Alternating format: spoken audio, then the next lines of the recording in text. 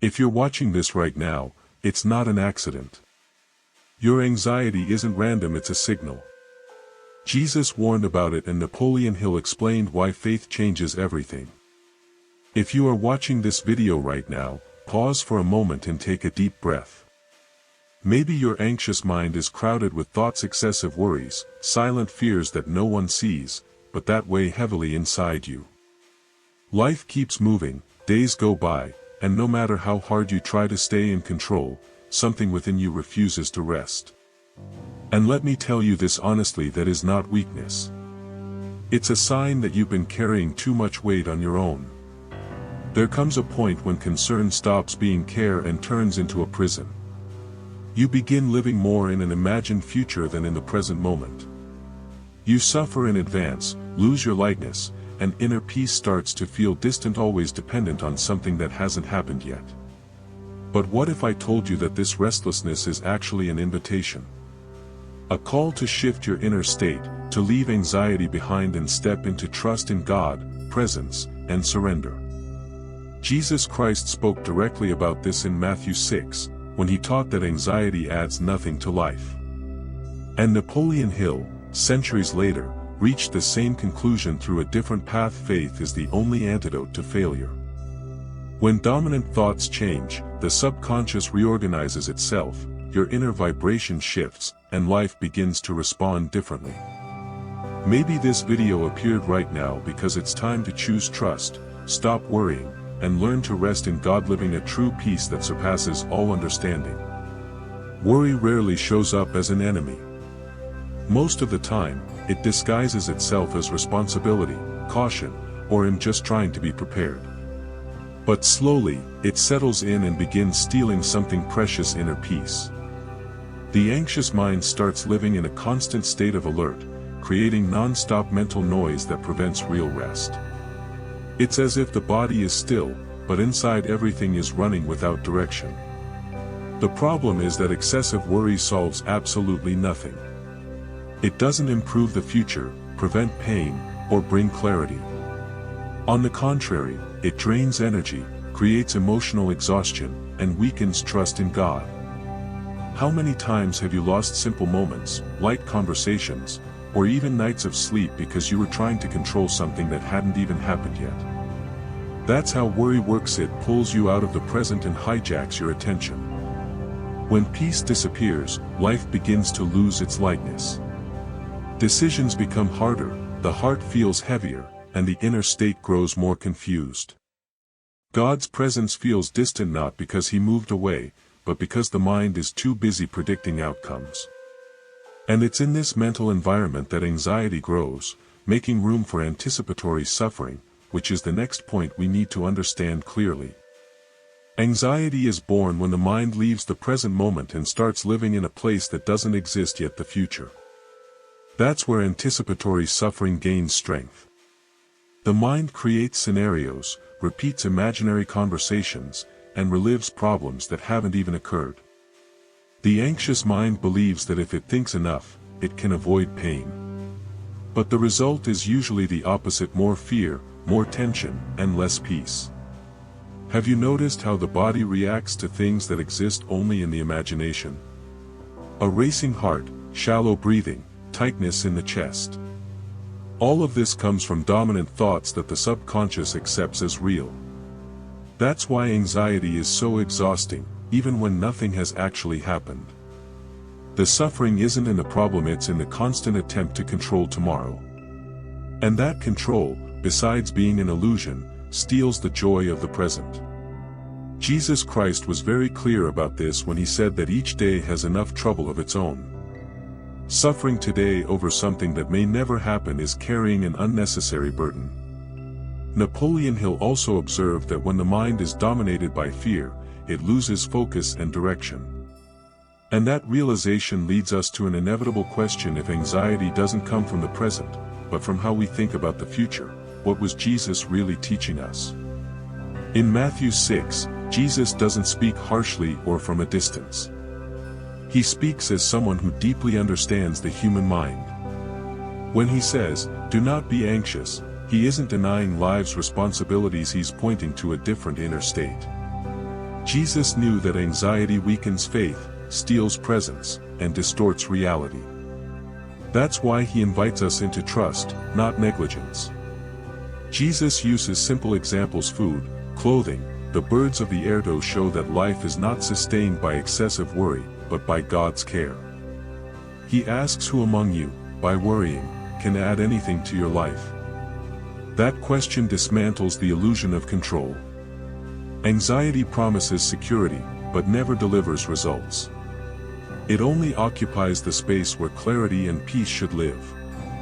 By teaching this, Jesus points to something deeper than behavior. He speaks about consciousness. A mind that trusts lives differently, decides differently, and feels differently. When faith becomes central, fear loses its power. And it's this shift of center that prepares the heart for the next spiritual principle. It's not enough to avoid anxiety. You must direct your focus towards something greater, something that organizes everything within. When Jesus says, "Seek first the kingdom of God," he's not talking about a distant place or something impractical.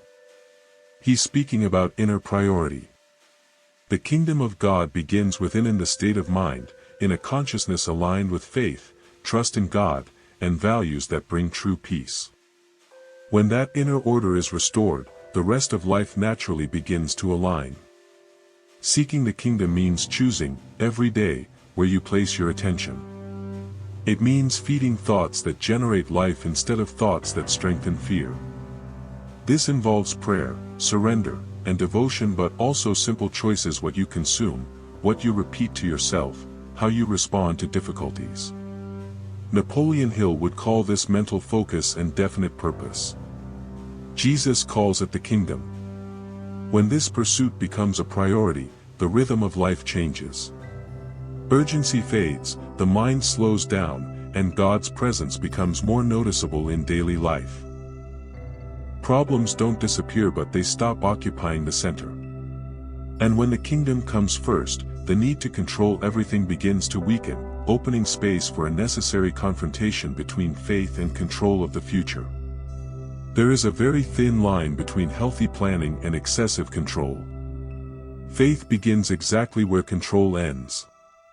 When someone tries to predict every step, every outcome, every possible problem, the anxious mind takes over and trust in God moves to the background. Controlling the future feels like safety, but in reality, it's fear disguised as caution.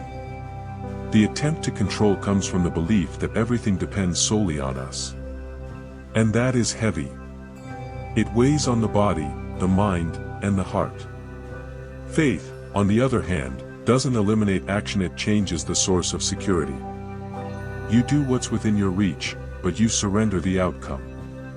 Napoleon Hill said faith is the only antidote to failure because it frees the mind from paralyzing fear and allows focus, clarity, and direction. When you choose to trust, something reorganizes inside you. Anxiety decreases, your inner state stabilizes, and life feels lighter. This isn't passivity, it's alignment. It's acting in the present without carrying the weight of tomorrow. And the more you release control, the clearer the next essential truth becomes. Behind the need to control everything, there is almost always a deep emotional root called fear. Every anxiety shares a common root: fear. Fear of loss, fear of failure, fear of not being enough, fear of what might happen. The anxious mind constantly tries to protect itself from suffering that doesn't yet exist, and in doing so, creates exactly what it's trying to avoid: constant tension, excessive worry, and a permanent state of alert. Fear distorts reality. It makes small problems seem enormous and turns life's natural uncertainties into constant threats. Napoleon Hill observed that fear paralyzes action and weakens faith. When fear dominates dominant thoughts, the subconscious shifts into survival mode, and everything starts to look like risk instead of possibility. Jesus Christ offers the opposite path: trust. Trust doesn't deny challenges, it chooses not to be ruled by them. When fear loses ground, faith takes its place. And in that environment, something powerful happens: a peace that doesn't depend on circumstances begins to manifest. A peace that doesn't wait for everything to be resolved, but arises when trust overcomes fear. There is a peace that doesn't make logical sense. It doesn't come when everything is fixed, it comes when trust in God settles within. The Bible calls this the peace that surpasses all understanding, described in Philippians 4:7. It is a peace that guards the mind and the heart even when circumstances remain uncertain. It doesn't depend on the external world, but on the inner state. This peace appears when the mind stops fighting what it cannot control. When prayer stops being anxious requests and becomes surrender and trust, something shifts. God's presence is no longer theory, it becomes daily support. It's as if the mind slows down and the heart finally finds a safe place to rest. Napoleon Hill would say this state is the result of dominant thoughts aligned with faith, not fear. When peace takes center stage, clarity increases, decisions become simpler, and life feels lighter. And it's in this calm inner ground that the mind becomes fertile for something essential. What you think repeatedly begins to shape your reality. The mind does not clearly distinguish between what is real and what is repeatedly imagined with intensity. What you think every day, especially in moments of silence, gradually becomes truth for the subconscious. That's why dominant thoughts hold so much power. Feed the mind with fear, and anxiety grows. Feed it with faith, and inner peace begins to take root. Napoleon Hill dedicated much of his life to studying this principle. He taught that the human mind attracts whatever is in harmony with its most frequent thoughts. This isn't magic, it's direction. Thoughts generate emotions, emotions drive actions, and actions create results. When you understand this, you realize that excessive worry is simply misdirected focus. Changing dominant thoughts requires awareness and practice. Small habits make a difference: being mindful of what you consume, what you repeat before sleep, the words you speak to yourself. Autosuggestion, when practiced intentionally, reprograms the subconscious. And this inner shift prepares the ground to understand why faith, for Napoleon Hill, was far more than belief. It was a true antidote to failure. Napoleon Hill stated that faith is the most powerful mental state a human being can develop. For him, faith wasn't just religious, it was a deep conviction that organizes thoughts, emotions, and decisions. When the mind believes, it aligns. When it doubts, it fragments. That's why Hill said faith is the only antidote to failure, because it eliminates fear at its root. He observed that successful people maintained a clear purpose and fed their minds with thoughts aligned to that purpose, even when circumstances were unfavorable. Faith sustained mental focus and kept their inner vibration elevated. This aligns perfectly with Jesus' teaching about trusting before seeing. Both point to the same truth: what governs your mind eventually governs your life. When faith becomes dominant, the subconscious starts working for you, not against you. Excessive worry loses strength, indecision fades, and clarity grows. Challenges don't disappear, but direction emerges. And this inner alignment naturally leads to the next step: leaving the future-obsessed mind and learning to live in the present as a true spiritual act. Much of anxiety comes from abandoning the present moment. The anxious mind almost always lives in the future, predicting, calculating, and trying to avoid pain that doesn't exist yet. Jesus taught this simply when he said that each day has enough trouble of its own. Living in the present is not irresponsibility, it's spiritual wisdom. It's recognizing that life only happens now. When you bring full attention to the present, something shifts. Breathing slows, the body relaxes, and the mind exits survival mode. The present moment is the only place where God's presence, clarity, and conscious action exist. Napoleon Hill understood this as well when he spoke of mental focus. Energy scattered into the future creates fear, energy grounded in the present creates direction. Living in the now is a daily choice. It means quieting even for a few minutes the projections of tomorrow. It means doing well what's in front of you today. When you honor the present, the future begins to organize itself naturally. And this posture opens the door to an even deeper step: releasing control and fully trusting the unseen care that guides the path. Letting go of control doesn't mean giving up on life, it means stopping the fight against what you cannot change. The anxious mind believes that holding everything tightly will prevent things from going wrong. But the truth is, the more we try to control, the more anxiety grows. Trusting God is choosing to rest, even when everything isn't clear. It's acting in the present and surrendering the outcome. This act of surrender brings almost immediate lightness. The body responds, the mind slows down, and the heart finally has room to breathe. Prayer stops being desperate requests and becomes honest dialogue and surrender. Napoleon Hill taught that organized faith directs the subconscious toward solutions instead of problems. When you let go, something interesting happens. Life flows better. Decisions become easier, opportunities appear, and inner peace becomes more consistent. Not because everything is solved, but because you're no longer trying to be God in God's place. And this lesson prepares the ground for the most important choice of all: consciously choosing to live in peace and trust every day. Peace doesn't happen by accident. It's a conscious decision you make every day, often several times a day. In difficult moments, you can feed excessive worry, or you can choose trust. That choice changes everything because it determines your inner state. Choosing peace doesn't deny reality, it simply refuses to be ruled by it. Trusting God is a daily practice of surrender. It's waking up and saying, even without all the answers, today I choose to rest in God. That decision reorganizes dominant thoughts, calms the subconscious, and shifts the way you live. Napoleon Hill taught that the mind responds to what you repeatedly affirm. When you affirm trust, faith grows stronger. True peace is born from this inner commitment. It doesn't depend on problems ending, but on how you walk through them. When trust becomes a habit, anxiety loses space and life gains purpose. This isn't an ending, it's a continuous invitation, a new beginning renewed every day, through each quiet choice you make within. Now, I invite you to pause honestly and look inward. What has been occupying most of your mind lately? Worry or trust? Are you living in the present, or suffering in advance, trying to control a future that doesn't yet exist?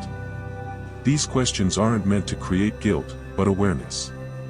Because real change begins when you recognize where you are and choose where you want to go. You don't need to wait for everything to be resolved to choose peace. True peace is born the moment you decide to trust God, even without understanding the whole path. When you shift your dominant thoughts, the subconscious begins working in your favor, faith strengthens, and anxiety loses its grip. As Jesus Christ taught, and as Napoleon Hill confirmed in different words, what you consistently feed your mind eventually manifests in your life. So what kind of seeds do you want to plant starting today? Perhaps the most powerful decision you can make right now is simple: choose trust, stop worrying, and rest in God. That is radical trust. That is living with purpose, lightness, and presence. If this message spoke to you, don't let it pass like just another video. Subscribe to the channel, turn on notifications, and continue feeding your mind with content that strengthens your faith, awareness, and inner peace.